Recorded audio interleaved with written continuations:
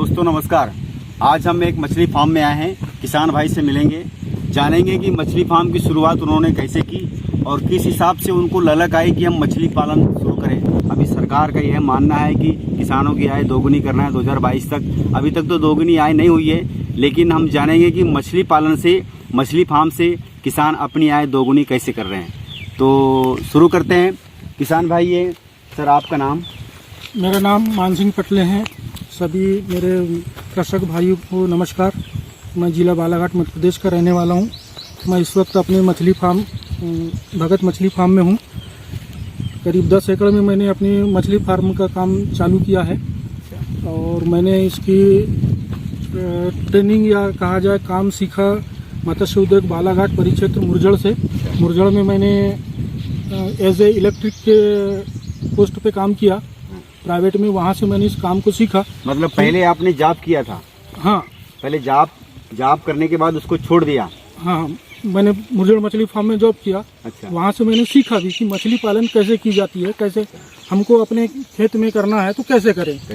तो वहाँ से मैं इलेक्ट्रिक का भी काम करता था और मछली पालन कैसे किया जाता है ये भी सीख रहा था। अच्छा अच्छा। तो वहाँ पे मैंने सीखा कि मछली प्रोडक्शन कैसे की जाती है, अंडे से स्पान तैयार करना और उनकी डिशीज कौन सी होती है, कैसे उनको फीड दिया जाता है, कैसे नर्सरी संवर्धन किया जाता है। मतलब क्या समझेंगे? बीमारी, अच्छा, मछलियों में मतलब कौन सी बीमारियां आती हैं उसके बारे में भी जाना। उसके बारे में जाना, कौन सी दवाई लगेगी उसके बारे में भी जाना और उनको फीडिंग कैसे करवाना है। फीड का मतलब दाना कैसे, भोजन कैसे करवाना है मछलियों को। मतलब भोजन जी हाँ। अच्छा अच्छा। भोजन कैसे करवाना है, इस मामले में भी मैंने पूरी जानकारी लिया और उसके बाद में मैंने अपने खुद के फार्म पे, खुद के खर्च पे 10 एकड़ में मछली फार्म का। आपने सरकार की तरफ से कोई मदद नहीं ली इसमें?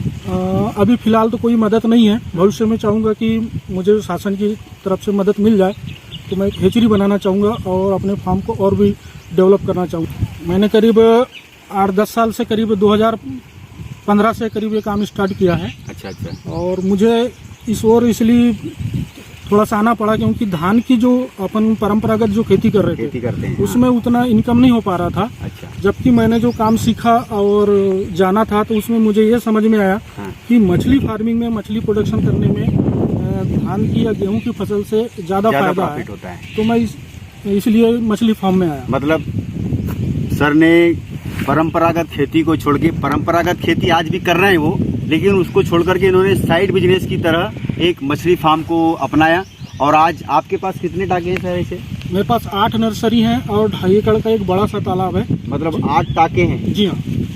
ये कितने कितने एकड़ में होंगे एक टाके? करीब आधा एकड़ में है। आधे एकड़ में एक है। और ये 1 हेक्टेयर में एक बड़ा तालाब है जिसमें की बड़ी मछली हम टाके देख सकते हैं एक बार थोड़ा सा। 8 टाके जिसमें पाइपलाइन पूरी बिछी हुई है और ये पानी मतलब एक केनल है गवर्नमेंट की, उससे भी आता है और फिर यहाँ पर बोर भी किया हुआ है। बोर भी आप देख सकते हैं। ये टाके हैं यहाँ पर 1 2 3 4 5 6 7 8 टाके हैं। आधे एकड़ में टाके बनाए हैं किसान भाई ने। और एक सबसे बड़ा टाका ये लगभग 2.5 एकड़ का टाका है। ये वाला टाका लगभग 2.5 एकड़ का टाका है। इसमें सर कौन सा बीज डाले हैं आपने?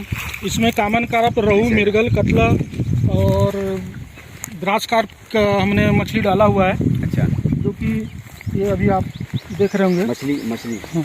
ये आपने यहाँ पे दाना डाला तो दाना डालते ही ये मछली आ गई। बहुत प्यारी मछली है, खूबसूरत। इस प्रकार से दाना है, इसको मछली का भोजन कहते हैं। मछली की भाषा में इसको फीड कहा जाता है। एक बार मैं इसको यहाँ पर फेंकता हूँ, मछली फिर आएगी। आप देखिएगा, मछली फिर इस दाने को खाने के लिए आएगी। बहुत ही सुंदर लग रहा है नज़ारा। कलरफुल मछलियाँ हैं। आपने शायद नहीं देखी होगी, अगर देखी भी होगी तो पुनः एक बार जरूर देखिएगा। ये फीड के बारे में मैं बताना चाहूँगा अपने किसान भाइयों को। ये 4 mm दाना कहलाता है। ये वाला जो मतलब ये दाना 4 mm का है। अच्छा। तो ये मछलियों के वेट के साइज के हिसाब से छोटा या बड़ा होता है। 8 mm तक भी आता है। अच्छा। 1 mm का भी आता है। तो ये 1 mm का दाना जो छोटी मछली जो होती है, फिंगरलिंग होती है, उनको खिलाया जाता है। अच्छा। ये अभी हमारी मछली करीब आधा किलो से एबो प्लस हो गई है तो हम 4 mm का दाना उपयोग कर रहे हैं। अच्छा, आप ये बताइए, क्योंकि क्या है ना, आपसे जान करके, आपसे सीख करके, आपकी बातों को सुन करके प्रदेश के कई किसान इस काम में जुट सकते हैं। तो आपको इसमें शुरुआत में दिक्कत नहीं आई क्या? शुरुआत में मुझे ज़्यादा दिक्कत तो नहीं आई, क्योंकि मैंने इस काम को पहले सीखा हुआ भी था, करा हुआ भी था। अच्छा, मैं आपको ये पूछना चाहता हूँ, अगर कोई किसान, छोटा किसान, सीमांत किसान ये काम करना चाहे तो उसके लिए मतलब शुरुआत में क्या दिक्कत आएगी, क्या कैसे शुरुआत करेंगे? मेरे छोटे जो मत्स्य पालक कृषक भाई हैं उनसे निवेदन है कि छोटी नर्सरियां जैसे बनाते हैं आधा एकड़ 2 एकड़ में या आधे एकड़ से भी कम में, तो उसके लिए IMC का अगर आप कल्चर करते हैं तो उसको 2 साल करीब लग जाता है आधा किलो से 1 किलो का साइज करने में। तो उसमें काफ़ी दिक्कतें आती है। इससे एक बढ़िया कल्चर है पंगेसियस का, जिसको कि अपने बालाघाट जिले में जलगा भी कहा जाता है। छोटी जगह में पंगेसियस पालन करना ज़्यादा उचित है। तो छोटे तालाब वाले, पंगेसियस मतलब ये मछली का नाम? मछली का नाम है। अच्छा। हाँ, बालाघाट जिले में जलगे के नाम से उसे जाना जाता है। तो उसका कल्चर करें तो प्रॉफिट भी अच्छा देगा और कम समय में अपना कल्चर तैयार हो जाएगा। अच्छा, मैं ये जानना चाहता हूँ कि जिस किसान को इसके बारे में कुछ भी पता नहीं है, मतलब जीरो नॉलेज है, उसको शुरुआत यदि करना है तो वो कैसे करे? मतलब गड्ढा खोदे क्या खेत में जा करके जो मेड़ होती है उसमें थोड़ा सा फावड़े से मार करके गड्ढा खोद करके, यानी कैसे शुरुआत करे वो? सबसे पहले हमारे कृषक जिसको कुछ भी नहीं आता, मछुआ कृषक भाई है, अगर कुछ नहीं भी आता है तो कुछ हम यहाँ से मैं टिप्स बता रहा हूँ या आइडिया दे रहा हूँ, वो उसको अगर फॉलो कर ले तो निश्चित तौर पे वो अपना तालाब तैयार कर सकता है। सबसे पहले मिट्टी का चयन करना होता है।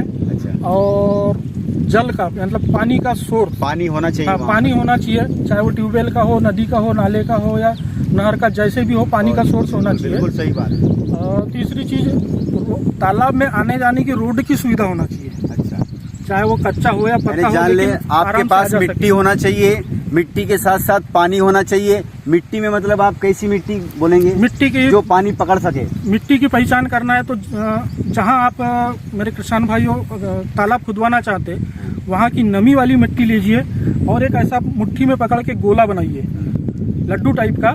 उस लड्डू को ऐसा ऊपर उछालेंगे और जैसे वो नीचे गिरेगा, अगर वो बिखर गया, फूट गया मतलब कहा जाए, अलग अलग हो गया, तो समझ लीजिए कि आपकी मिट्टी मछली पालन के लिए ज्यादा अच्छी नहीं है। अच्छा, मतलब अच्छी नहीं है नहीं बोल सकते, लेकिन मतलब जैसा का वैसा रहना। हाँ, वैसे ही गिर जाना चाहिए। थोड़ा ध्यान रखिएगा, थोड़ा चिपटा हो जाएगा। एक शुरुआत इन्होंने एक टिप्स दी है, अपने खेत की मिट्टी जो नमी वाली मिट्टी है उसको थोड़ा उठाए, उसका हाथ में एक लड्डू बनाए, लड्डू बनाने के बाद में थोड़ा सा ऊपर उछाले, उछालने के बाद यदि वो नीचे गिरेगा, नीचे गिरने के बाद वो गोला, वो मिट्टी का लड्डू अगर फूट जाता है, मछली के लिए वो सही नहीं होगा। अगर वो जैसे का वैसा ही रहेगा तो मछली पालन के लिए वह मिट्टी बहुत ही उपयुक्त मानी जाएगी। दूसरी बात, इसमें पानी बहुत जरूरी है। आपके पास ट्यूबवेल होना चाहिए या फिर किसी पड़ोस में तालाब होना चाहिए, नहर का पानी होना चाहिए, किसी भी प्रकार से आपके पास पानी का स्रोत होना चाहिए। एक तो मिट्टी हो गया, दूसरा पानी हो गया, उसके बाद अपन को बिजली की व्यवस्था भी होनी चाहिए, क्योंकि बाद में हमको पानी चलाना पड़ेगा। 3 चीज। राशि सर इसमें कितनी लगती है शुरुआत में, अगर हमको आधा एकड़ में तालाब बनाना है तो खुदवाने के लिए? आधा एकड़ में करीब तालाब बनवाना है तो मिट्टी के अप डाउन, नीचे ऊंचे स्थान के बीच फर्क आता है कि कितनी लागत लगेगी। लेकिन फिर भी एक समतल जमीन रही, मिट्टी रही या खेत रहा, तो उसमें 40,000 के आसपास आधा एकड़ में अपना तालाब तैयार हो जाता है। कितने फुट मतलब गहरा करना पड़ता है? करीब 3.5 फीट गहराई कर दिया जाए तो उसकी मिट्टी मेड़ के ऊपर आते रहो 7-8 फीट बन जाती है, हो जाता है। तो इतने में भी अपना कल्चर तैयार हो जाता है। मतलब इस प्रकार से पूरी प्रोसेस है। आप गवर्नमेंट की मदद भी ले सकते हैं, क्योंकि गवर्नमेंट भी पशुपालन, मुर्गी पालन, मछली पालन में सहायता करती है, उसके लिए KCC भी बनता है। इस प्रकार से हमने आपको आज मछली फार्म जाकर के दिखाया है। हमारे किसान भाइयों को और अच्छी जानकारी लेना है तो हर जिले में मत्स्य उद्योग स्थापित है, वहाँ से भी आपको जानकारी, योजनाओं का लाभ और अनुदान मिल जाता है। या और भी हमारे किसान भाइयों को ज़्यादा जानकारी लेना है तो अपने समीप के जो मत्स्य पालक कृषक हैं उनसे भी जानकारी ले सकते हैं, तो वो भी जानकारी आपको अच्छी तरह दे सकते हैं। और हम लोग भी अगर कोई हमारे करीब के हैं या हमसे जैसे भी सहयोग फ़ोन लाइन पे या जैसे भी जुड़ के अगर पूछते हैं तो हम लोग भी उनको गाइडलाइन देते हैं यहाँ से।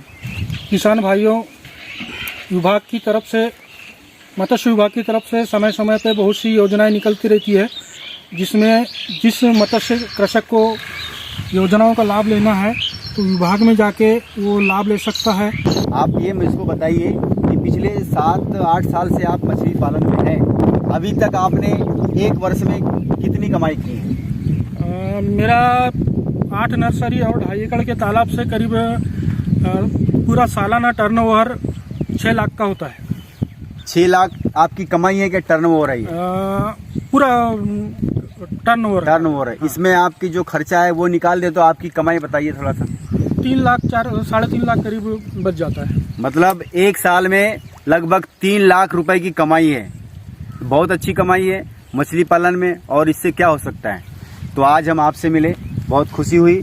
हम अपने सब्सक्राइबरों से कहेंगे, किसान भाइयों से कहेंगे कि कुछ आप इनसे कुछ सीख सकते हैं और अपने खेत में भी मछली पालन कर सकते हैं, क्योंकि मछली पालन को गवर्नमेंट बहुत सपोर्ट कर रही है, बहुत प्रोत्साहित कर रही है किसानों को।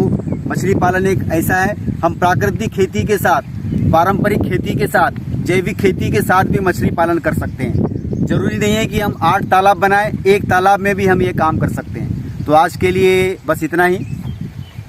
नेक्स्ट वीडियो में मिलेंगे किसी और चर्चा के साथ। तब तक के लिए जय हिंद, जय भारत।